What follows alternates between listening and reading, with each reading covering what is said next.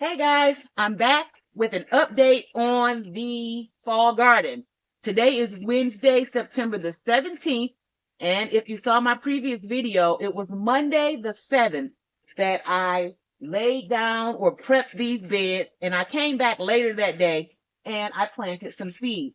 So let me show you what has popped up. Hi, I'm officially Fran, and in this series, we're going to talk about our fall no-till garden. We're going to check on it each week from germination all the way to harvest. So let's go. Now, this is my fall garden, and I am a no-till gardener. And I don't know if you can see that really well, but this is all collard greens in this row. And as you can see, they started to come up. Now, most of this stuff germinated. Let me see, I planted it Monday. By Friday, I saw pieces coming up. By Saturday, I could definitely tell where I planted everything at. But I waited a couple days so they could get a little bit bigger so that I can show you in the video. And we're going to do this week by week so we can look at the progress of a fall garden. Now, those are collards. Here I have romaine coming up. Here I have baby lettuce. And it's hard to see, but it is there. There they are. That seed right there is out of place. That means I dropped one because I did have nice little rows.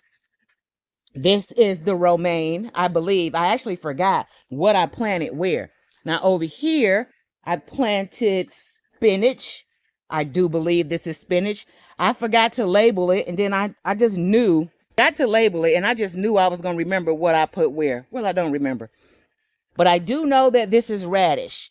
This is a early radish, or I can't remember. One of them was a petite and one was another kind. I'll put them on the screen, but as you can see, the radishes, I can tell exactly what I planted.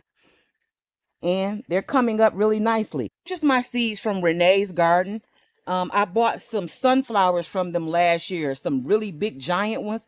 Those sunflowers had to get about 14 feet. So I like their seeds. I also like Johnny's seed, but the lettuce and things that I wanted were sold out. And you could only purchase them in like 5,000 seeds, and I didn't need that many. So I went with Renee's, and their seeds have always been good. So I keep purchasing them. I'll put a link down in my description of what I purchased, as well as the code for you to use if you make a purchase. Now, let me show you the rest of these. This is the stuff that was just already growing. But what I want you to see is these tomato plants, peppers, more tomatoes, marigolds, more tomatoes. I had a lot of tomatoes. I wanted a lot of tomatoes. Next year, I'm going to plant a lot of jalapenos. My cucumbers. I think I broke my plant when I was trellising it there, but I do have some. Those are lemon cucumbers. So I'm just kind of letting them stay there. But as you can see, I hardly have any weed, and I have not been weeding. Now you see here, I need to weed all of this little stuff, but as little as it is, I just need to pluck them out of here and pick them up and get rid of them. I don't know why this new one, I'm trying to see, did I do something, or maybe it was cutting the grass, but as you can see, that's growing a little bit of everywhere. I'm gonna have to take a picture of it and figure out what it is. But other than that, I don't have a lot of weeds in here.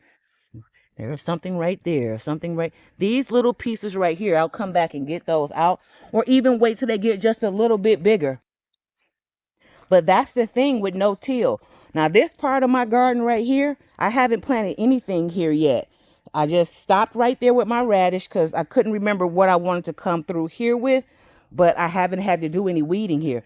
There still is no weeds in this part. This section of our garden over here is the section that we tilled. Can you see the difference? I just cleaned this bed out.